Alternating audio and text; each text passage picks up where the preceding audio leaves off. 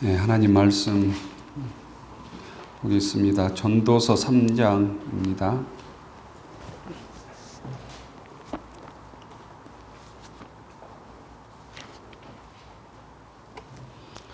구약성경 950쪽입니다.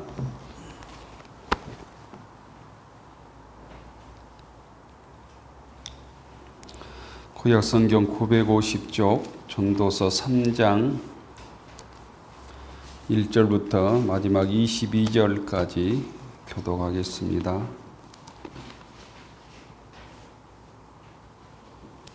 전도서 3장 1절부터 22절까지입니다.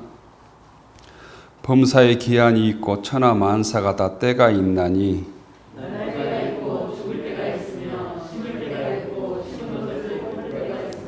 죽일 때가 있고 치료할 때가 있으며 헐 때가 있고 세울 때가 있으며 울 때가 있고 웃을 때가 있으며 슬퍼할 때가 있고 춤출 때가 있으며 돌을 던져버릴 때가 있고 돌을 거둘 때가 있으며 안을 때가 있고 앉는 일을 멀리할 때가 있으며 찾을 때가 있고 잃을 때가 있으며 지킬 때가 있고 버릴 때가 있으며 찢을 때가 있고 꿰맬 때가 있으며 잠잠할 때가 있고 말할 때가 있으며 사랑할 때가 있고 미워할 때가 있으며 전쟁할 때가 있고 평화할 때가 있느니라.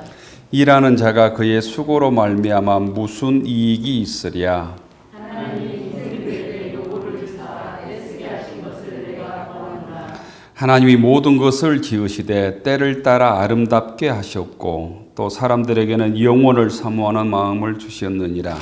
그러나 하나님이 하시는 일의 시종을 사람으로 측량할 수 없게 하셨도다. 사람들이 사는 동안에 기뻐하며 선을 행하는 것보다 더 나은 것이 없는 줄을 내가 알았고 사람마다 먹고 마시는 것과 수고함으로 낙을 누리는 그것이 하나님의 선물인 줄도 또한 알았도다. 하나님께서 행하시는 모든 것을 영원히 있을 것이라. 그 일에 더할 수 없고 그것에서 덜어갈 수도 없나니 하나님이 이같이 행하시는 사람들이 그의 앞에서 경외하게 하려 하신 줄을 내가 알았도다. 이제 있는 것이 옛적에 있었고 장래에 있는 것도 옛적에 있었나니 하나님은 이미 지난 것을 다시 찾으시느니라. 또 내가 내 아래에서 보고에 사람도 거기에도 악이 있고 정의를 행함도 거기에도 악이 있도다. 내가 내 마음속으로 이르기를 의인과 악인을 하나님이 심판하시리니 이는 모든 소망하는 일과 모든 행사의 때가 있음이라 하였으며 내가 내 마음속으로 이르기를 인생들의 길에 대하여 하나님이 그들을 시험하시리니 그들이 자기가 짐승과 다름이 없는 줄을 깨닫게 하려 하시나 하는구나. 인생이 당하는 일을 짐승도 당하나니 그들이 당하는 일이 일반이라. 다 동일한 호흡이 있어서 짐승이 죽음같이 사람도 죽으니 사람이 짐승보다 뛰어남이 없음은 모든 것이 헛됨이로다. 다음으로 말미암았으므로 다음으로 돌아가느니 다음으로 돌아가느니라. 인생들의 혼은 위로 올라가고 짐승들의 혼은 아래 곧 땅으로 내려가는 줄을 누가 알랴. 그러므로 나는 일에 즐거워하는 것보다 더 나은 것이 없음을 보았나니 이는 그것이 그의 몫이기 때문이라. 그의 뒤에 일어날 일이 무엇인지를 보게 하려고 그를 도로 데리고 올 자가 누구이랴. 아멘. 전도서 3장의 말씀을 통해서 함께 은혜 받는 시간 되기를 축원합니다. 우리가 잘 알고 있는 대로 전도서의 저자는 솔로몬으로 알려져 있습니다. 이 솔로몬은 인류 역사상 전무후무한 지혜를 가졌다고 하는 왕으로 전해져 오지요. 근데 전통에 의하면 솔로몬은 청년 때 아가서를 기록을 했고 중년 때에 잠언서를 기록하고 이렇게 노년 때 만년에 가서 오늘 우리가 읽은 전도서를 기록했다고 전해져 옵니다. 청년의 때는 하나님에 대한 첫사랑을 남녀가 함께하는 사랑으로 정열이 넘치는 어떤 정열적 표현으로 아가서를 기록하는 것을 볼 수 있습니다. 하나님께서 주신 지혜로 또 솔로몬은 나라를 다스리기도 하고 가르치기도 했습니다. 그런데 솔로몬의 지혜가 뛰어나고 부귀영화가 넘쳐나자 점점 타락하지요. 이방인의 신산을 드리기도 하고 이방의 후궁들을 드리기로 하면서 죄악 가운데 방탕한 삶을 솔로몬이 삽니다. 곧 방탕한 삶을 살면 결국 하나님과 멀어지게 되잖아요. 근데 나중에 인생 황혼 무렵에서야 다시 하나님께 돌아옵니다. 하나님 없는 삶이 헛되다고 하는 것을 솔로몬이 인생을 다 살고 깨달았다는 거예요. 처절하게 하나님 없는 인생은 헛되구나 이걸 깨닫고 전도서를 기록했다고 전해져 옵니다. 그래서 전도서 1장 2절과 3절에 보면 우리가 알고 있는 것처럼 헛되고 헛되며 헛되고 헛되니 모든 것이 헛되다.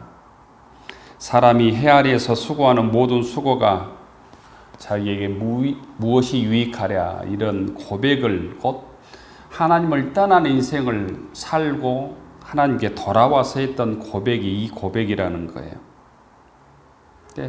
우리가 지금 읽은 이 말씀은 곧 솔로몬이 하나님을 떠나서 인생을 낭비하고 깨달은 하나님의 말씀이라고도 볼 수 있을 것 같습니다.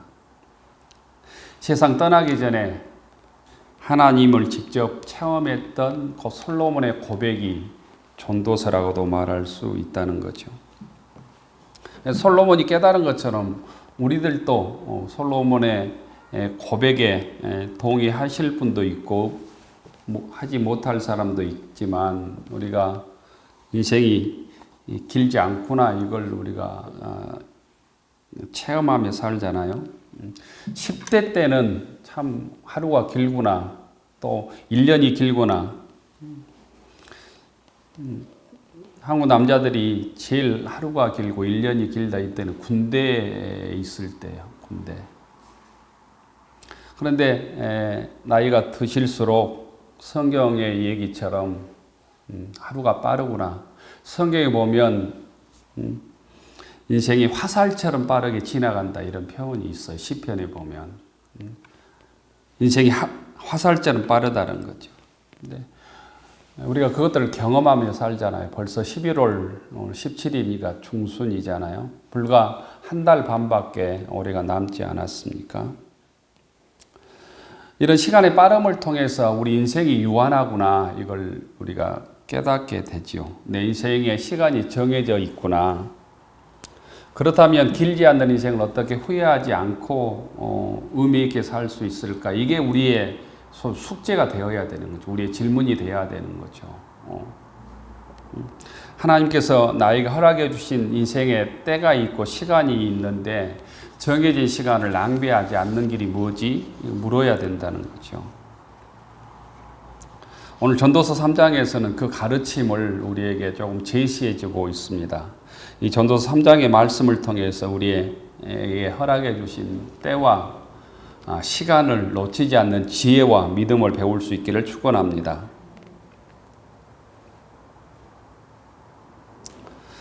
전도서 3장 오늘 2절부터 9절까지 보면 그 때가 나오는데요. 때가 몇 가지가 나오면 28가지가 나와요. 3장 2절을 보면 날 때가 있고 죽을 때가 있으며 심을 때가 있고 심는 것을 뽑을 때가 있으며 이렇게 시작해서 9절까지 이 8절까지 이렇게 보면 그 때에 대해서 28가지가 나온단 말이에요. 28가지요. 근데 긍정적인 것이 14가지 나오고요. 부정적인 얘기 때가 14가지 반반씩 나옵니다. 긍정적인 때들을 정리해 보면 이런 거예요. 시간이 우리에게 생명을 주고 건강을 준다는 거예요. 또 청춘의 환희와 성취감을 준다는 거죠. 또 소유의 기쁨, 창조의 기쁨, 생산의 의미, 어떤 것을 발견하는 감격, 사랑의 추억이나 평화의 기쁨들, 이 때를 통해서 긍정적인 것들을 14가지를 쭉 얘기를 하고 있어요. 이렇게 날 때, 심을 때, 치료할 때, 웃을 때, 춤출 때, 찾을 때, 이런 것들은 긍정적인 때잖아요. 근데 반대로 부정적인 때도 있다는 거죠. 부정적인 때도. 부정적인 것들은 시간이 지나면 청춘이 노쇠한다는 거예요. 노쇠한다. 또 가지고 있는 것을 잃어버린다는 거죠. 건강도 잃어버릴 때가 있다는 거예요. 또 내가 열심히 세웠는데 넘어질 때가 파괴할 때가 있다는 거예요. 또 내가 얻고 가진 것이 있는데 없어져 버릴 때가 있다는 거죠. 몸도 병들 때가 있다는 거예요. 약해질 때가 있다는 거예요. 이때 14가지의 부정적인 것들을 또한 얘기합니다. 그래서 1절부터 8절까지 강조점은 뭐냐면 인생은 좋은 때와 어려운 때가 교차한다는 거예요. 교차한다. 어떤 사람은 처음부터 태어나서 죽을 때까지 좋은 일만 있고 어떤 사람은 반대 인생이 있고 이런 게 아니고 보통 좋은 때와 어려운 때, 기쁠 때와 슬플 때가 교차한다라는 거예요. 잘 나갈 때도 있지만 후퇴할 때도 있다는 거예요. 성공할 때도 있지만 실패할 때도 있다는 거예요. 내 이름이 드러날 때도 있지만 내 이름이 부끄러워질 때도 있다는 거죠. 근데 이런 세상에서 우리가 어떻게 살아야 되는가, 어떤 게 하나님의 뜻인가를 곧 솔로몬이 우리에게 알려주고 있습니다. 그 결론은 이런 거예요. 현실에서 충실하라. 맡은 현실에서 자리에서 최선을 다하라. 또 신앙적으로 얘기하면 맡은 주어진 환경에서 하나님께 충성하라라는 결론을 내고 있습니다. 신앙적으로 얘기하면 우리에게 주어진 환경 속에서 불평하지 말고 소위 감사하고 기뻐하고 하나님께 충성하라. 이게 곧 솔로몬이 우리에게 알려준 결론이에요. 근데 세상에 많은 사람들이 또 예수를 믿어도 그렇게 살지 못할 때가 많다는 거죠. 우리가 이제 추워지잖아요. 추워지니까 이 추위에 불평하고 언제 여름 오나 막 이렇게 또 생각하죠. 무더운 여름에는 더워서 못 살겠다 얘기하고 또 시원할 때를 기다리고 이게 계속 어떤 계절도 그러고 사람도 그러고 시간도 그러고 남과 비교해서 불평하는 사람이 어리석은 사람이라는 거예요. 근데 그렇게 사는 사람도 의외로 많다는 거죠. 젊을 때는 나이 든 사람을 부러워하고 나이 들면 젊음을 부러워하고 공부할 때는 공부 안 한 사람을 부러워하고 공부 안 할 때가 되면 젊었을 때 열심히 공부했어야 되는데 부러워하고 이런 인생은 잘못된 인생이다라는 거죠.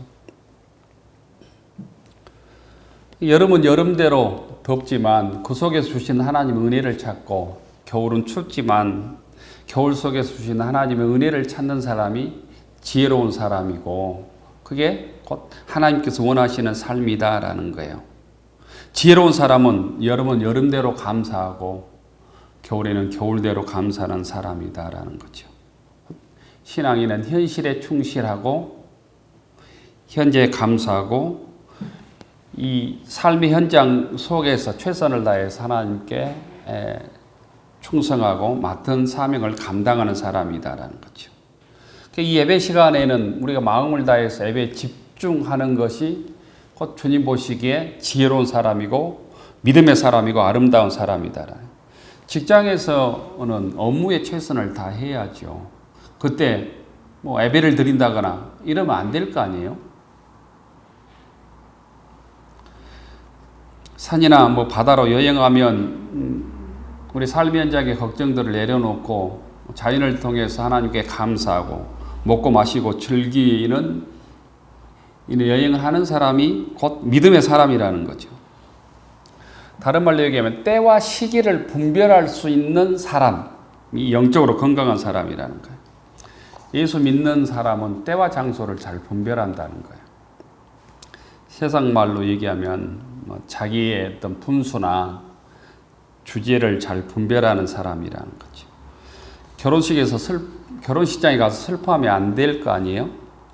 장례식장에서 자기가 즐거운 일 있다고 기뻐하고 즐거워해서는 안 되는 거 아니에요?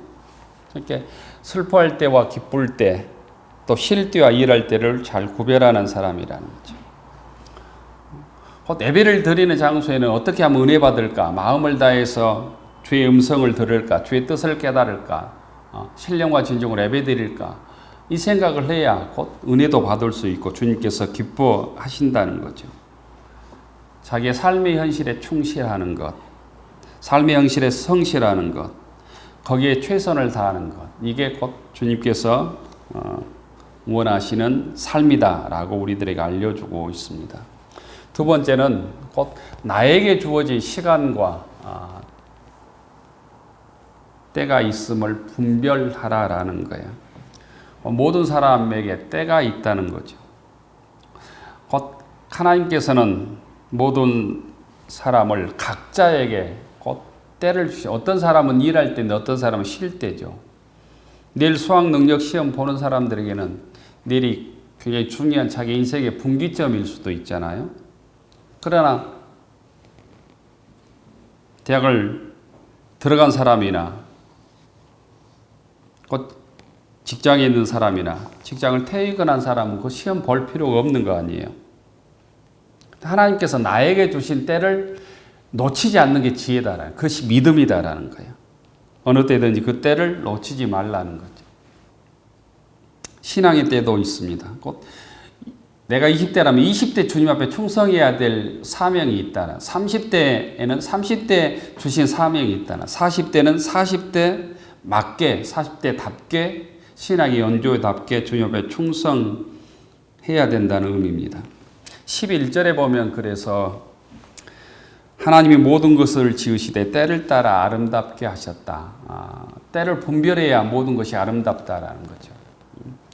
지금 추운 겨울이 되는데 낙엽이 떨어지는 게 순리인데 이제 새싹이 나면 그 새싹이 열매를 맺지 못하죠.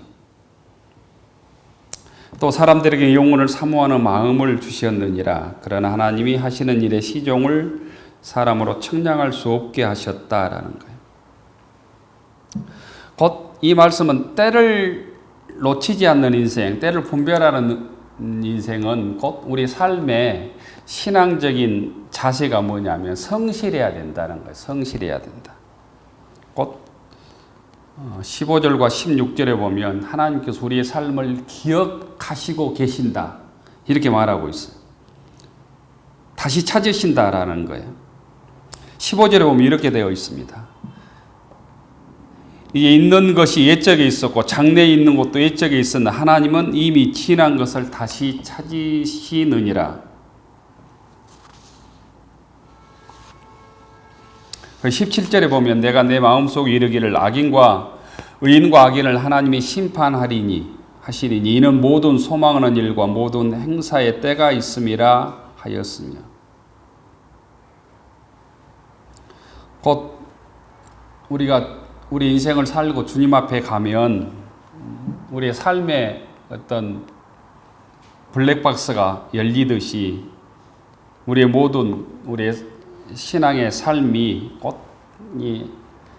되살아난다라는 의미예요. 하나님께서 우리의 삶을 기억하신다. 또 어떻게 보면 심판하신다라는 거죠. 요즘 비행기든 자동차든 블랙박스가 있잖아요. 녹음이 되잖아요. 또 우리가 전화기 같은 경우를 보면 다 스마트폰은 다 녹음이 돼서 나중에 무슨 기술을 통해서 다 복구가 되고 그러잖아요. 그래서 우리의 삶에서 곧 성실하게 살아야 된다는 거. 성실하게. 누가 하나님이 모를 것이다. 이런 생각하며 살면 안 된다는 거예요.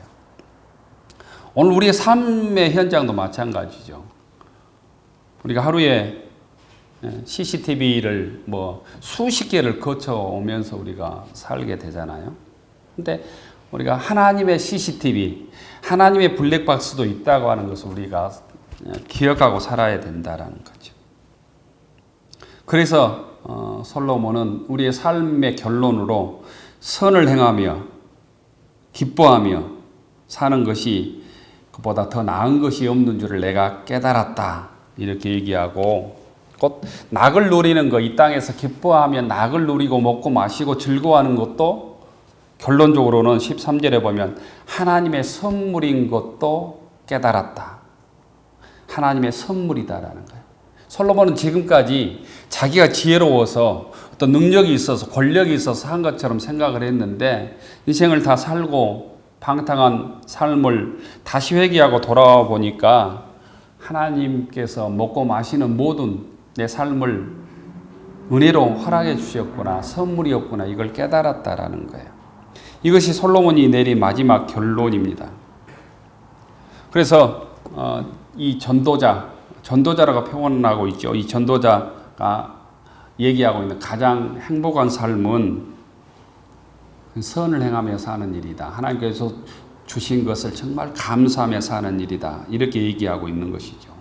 주님께 주신 일용할 양식을 먹고 마시고 또 믿음의 교우들끼리 주의 사랑을 나누고 또 감사하고 기뻐하고 이렇게 사는 것이 하나님께서 주신 가장 복된 삶이고 이것 자체가 하나님의 선물이구나. 이걸 고백하며 살라라는 거죠. 신약 성경에서 이런 삶을 사도 바울이 이렇게 고백하고 있어요. 고린도전서 1장 31절에 보면 그런즉 너희가 먹든지 마시든지 무엇을 하든지 다 하나님의 영광을 위하여 하라. 곧 우리의 삶이 정말 하나님께 주신 이 복을 잘 누리면서 사는데 그 목적이 우리 삶을 통해서 하나님께 영광을 돌리는 삶이 가장 행복한 삶이고 하나님의 복을 받는 삶이고 하나님께서 원하시는 삶이다라는 거죠. 하나님께서 우리의 삶을 통해서 기뻐하시도록 살라라는 거예요.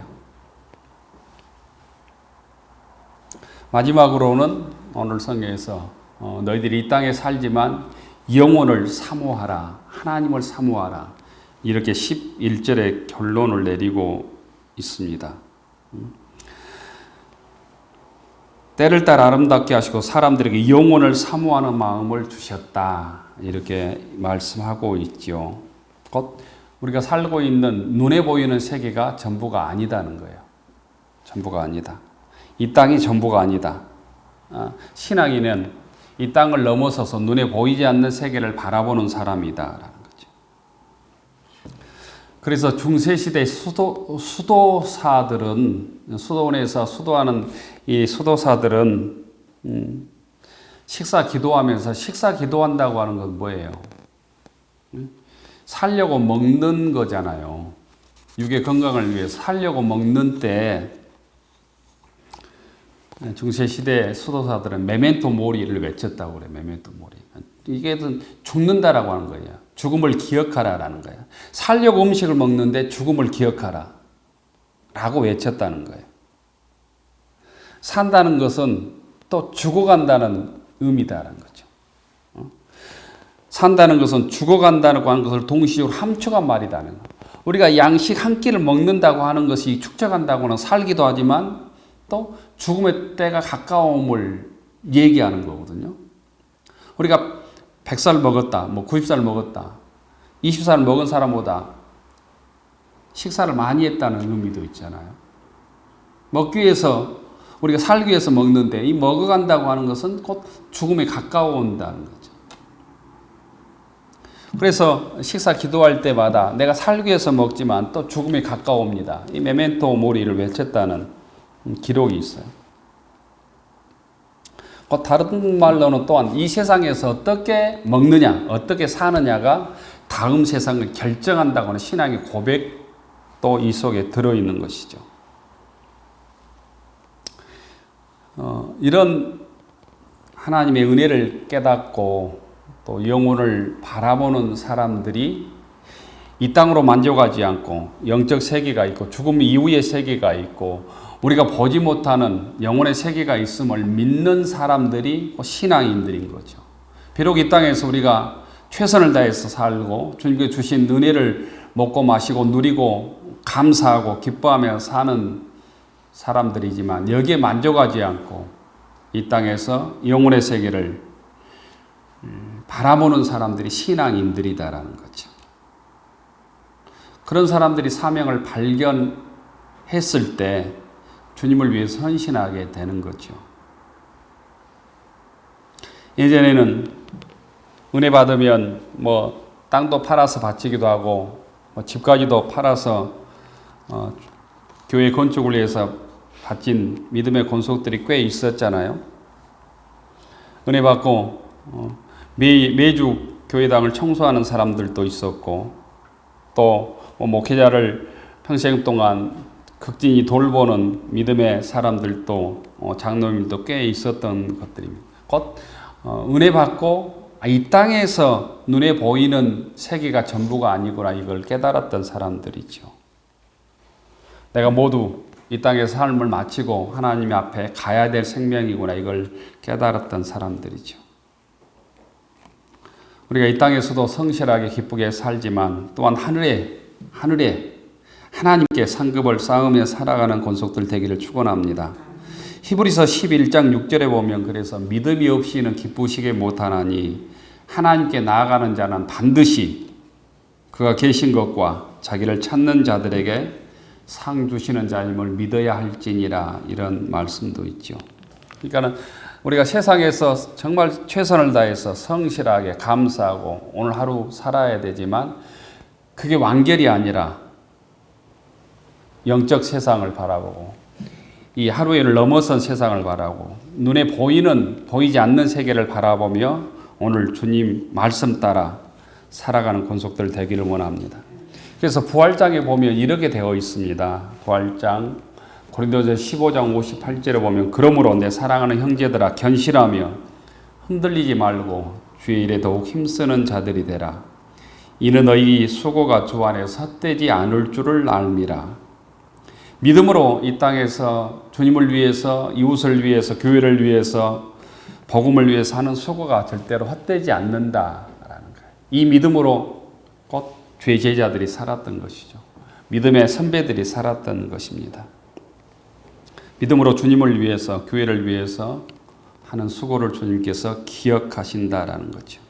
오늘 저희들도 하나님께서 주신 사명과 교회를 섬기는 사명, 육의 세계를 넘어선 영적 세계를 바라보는 이 소망으로 주님께 맡겨주신 사명을 잘 감당하는 권속들 되기를 축원합니다.